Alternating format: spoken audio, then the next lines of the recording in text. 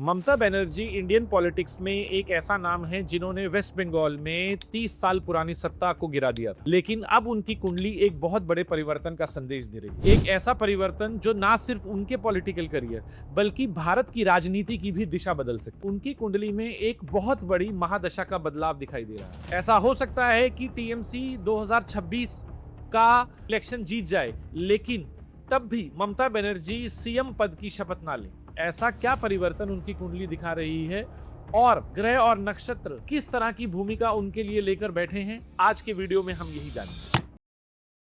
नमस्कार, स्वागत है आपका प्लैनेट्स और नक्षत्र समीर में। जब मैंने ममता बनर्जी की कुंडली को एनालाइज किया तो मुझे तीन बहुत बड़े संकेत दिखाई दिए जो कि किसी भी बड़े राजनेता के जीवन में बहुत बड़े परिवर्तन ला सकते हैं। पहला, उनकी महादशा का बदलना। दूसरा, उनके तीसरे भाव में केतु का बैठना, जो कि ये संकेत देता है कि आगे चलकर उनके आसपास के जो लोग हैं वो बदल जाएंगे।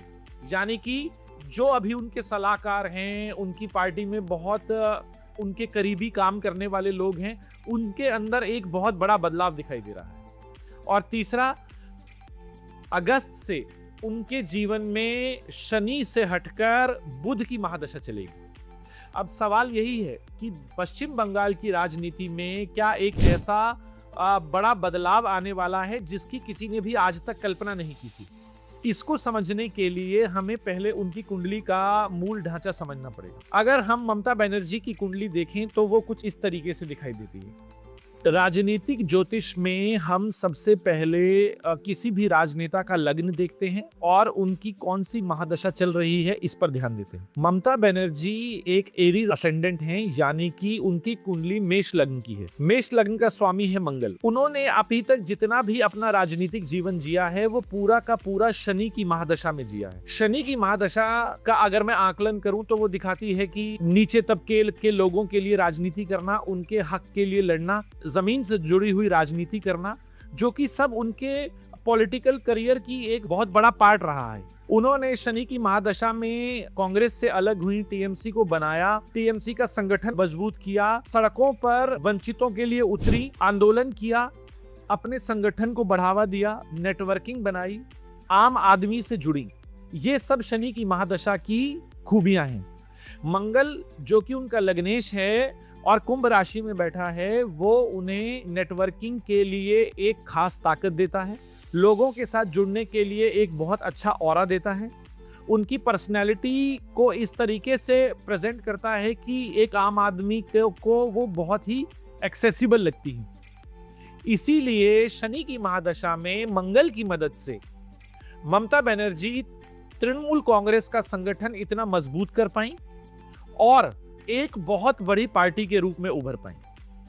लेकिन अब समय बदलाव का है, क्योंकि अब ममता बनर्जी शनि की महादशा से निकलकर बुध की महादशा में आ रही हैं। बुध महादशा का मतलब है मेष लग्न के लिए बुध जो है वो तीसरे और छठे भाव का स्वामी है। बुध महादशा मेष लग्न के लिए बुध तीसरा और छठे घर का स्वामी होता है। अगर मैं राजनीतिक ज्योतिष के हिसाब से देखूं, जो तीसरा घर है वो आपकी स्पीच को दर्शाता है, आप अपने बोलने चालने से कैसे लोगों को इम्पैक्ट कर पाते हैं ये दर्शाता है, और ऑर्गेनाइजेशनल स्ट्रक्चर दिखाता है।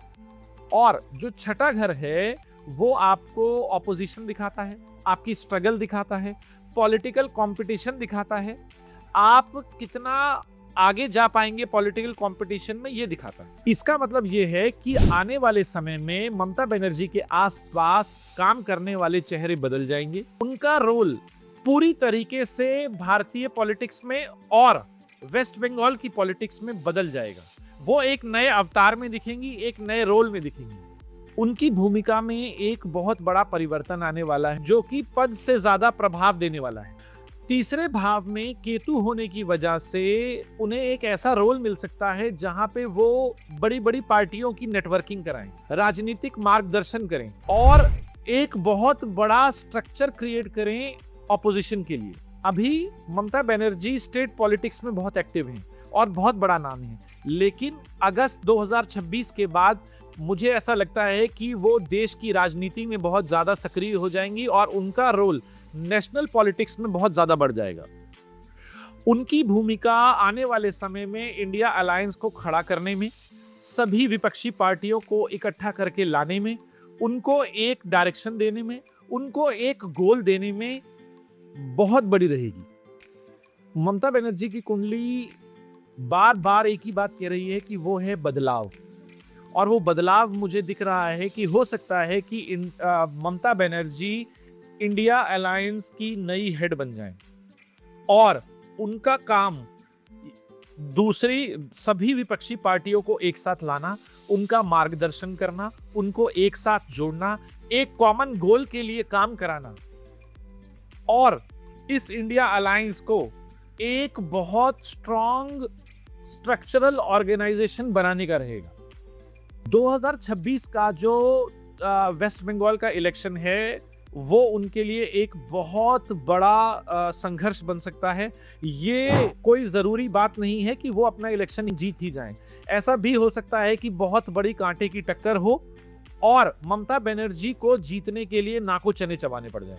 It is going to be a very very tough election for Mamata Banerjee, क्योंकि वो दशा छिद्र से गुजर रही हैं, जो कि बहुत ही अनसर्टेन टाइम होता है और चेंजिंग टाइम होता है। जिस हिसाब से उनकी महादशा में बदलाव आ रहा है, तो ये भी हो सकता है कि अगर ममता बनर्जी की पार्टी तृणमूल कांग्रेस अपना 2026 का इलेक्शन जीत भी जाए तो ममता बनर्जी सीएम शिप की शपथ ना ले और उनकी भूमिका एक राजनीतिक नेता की हो जाए, एक ऑर्गेनाइजेशन बिल्डर की हो जाए। उनका काम अपने वेस्ट बंगाल की पॉलिटिक्स से निकलकर बाकी सभी पार्टियों को जोड़ने का बन जाए। अभी तक ममता बनर्जी ने जितनी भी पॉलिटिक्स की है वो शनि की महादशा में की है, जो कि संघर्षपूर्ण थी, लोगों से जमीनी लोगों से जुड़ी हुई थी, आम आदमी के दुख दर्द को समझने की थी। लेकिन अब उनकी राजनीतिक करियर में एक नया अध्याय शुरू हो रहा है, वो है बुध की महादशा, जहां वो एक बहुत बड़े प्रोफाइल में आएंगी। लोगों की जगह वो विभिन्न पार्टियों को समझने की कोशिश करेंगी और उन्हें साथ लेकर चलने का प्रयास करेंगी। ममता बनर्जी की कुंडली ये कह रही है कि उनके जीवन में बदलाव ऑलरेडी शुरू हो चुका है। वो ये इलेक्शन लड़ तो रही हैं, पर मेरा ये मानना है कि वो मन ही मन अपने नए रोल को तय कर चुकी हैं और वो अपना उनका जो राजनीतिक भविष्य है वो पश्चिम बंगाल से निकल कर के नेशनल पॉलिटिक्स में ज्यादा दिखाई दे रहा है। उनका रोल नेशनल पॉलिटिक्स में, दिल्ली में और दूसरी पार्टियों को, दूसरे राजनेताओं का मार्गदर्शन करने वाला ज्यादा दिखाई दे रहा है। ममता बनर्जी की कुंडली साफ साफ ये संकेत दे रही है कि वो उनके राजनीतिक जीवन में एक बहुत बड़ा परिवर्तन आने वाला है। क्या ये परिवर्तन उन्हें पश्चिम बंगाल की पॉलिटिक्स तक सीमित रखेगा या एक बड़े नेशनल प्रोफाइल में लेके जाएगा, ये तो आने वाला समय ही बताएगा। लेकिन अगर आप और बड़े बड़े राजनेताओं की कुंडलियों का आकलन देखना चाहते हैं और राजनीतिक ज्योतिष को समझना चाहते हैं तो इस चैनल को सब्सक्राइब कीजिए, क्योंकि मैं और भी बहुत सारे बड़े लीडर्स की कुंडली का एनालिसिस करूंगा और उनके राजनीतिक भविष्य की चर्चा करूंगा। धन्यवाद।